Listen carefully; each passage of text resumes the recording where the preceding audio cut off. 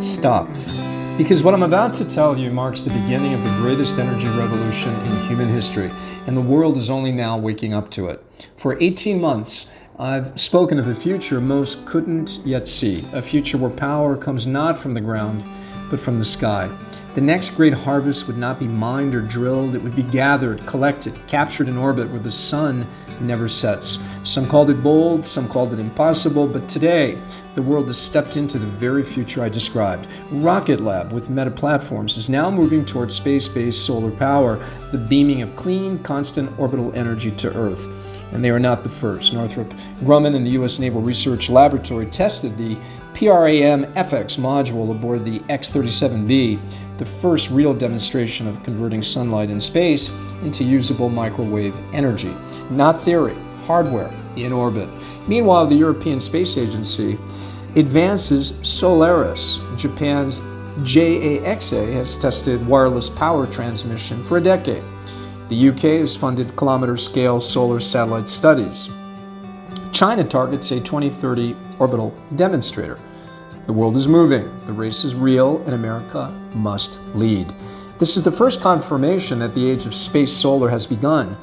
Leadership means being early, standing in tomorrow while others debate yesterday.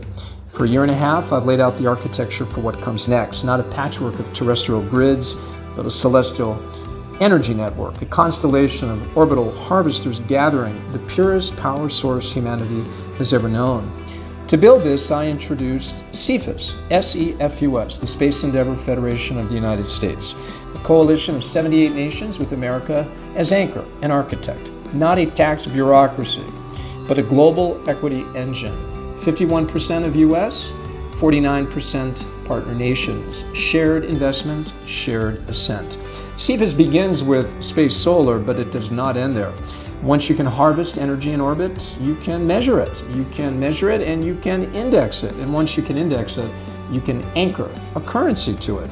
This is the foundation of the American space dollar. A dollar strengthened by thermal units extracted from orbital arrays. A gradual evolution toward a monetary system backed by real energy, real production, real assets, from solar to fusion, hydro, intellectual property, AI, and the wealth created in Earth, orbit, and cislunar space. This is the blueprint for the next American century. In today's news, Rocket Lab and Meta entering the arena, Northrop Grumman's groundwork, and global momentum from Europe, Japan, the UK, and China is the world's admission that this future is not only possible, it is inevitable. Space solar is inevitable. Orbital infrastructure is inevitable. A new energy economy is inevitable. The only question is, who will lead it? A fractured world of competing interests, or a federation of nations united under a shared architecture with America at the helm?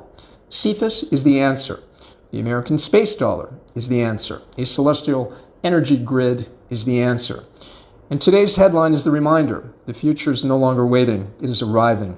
Let this message ring out, not as triumph, but as invitation. The age of space solar has begun, the world is awakening, and the performing president stands where he has always stood, ahead of the curve, ahead of the moment, calling the nations upward. Because the next chapter of human progress will not be written on the ground, it will be written in the sky, in the heavens, and America must hold the pen.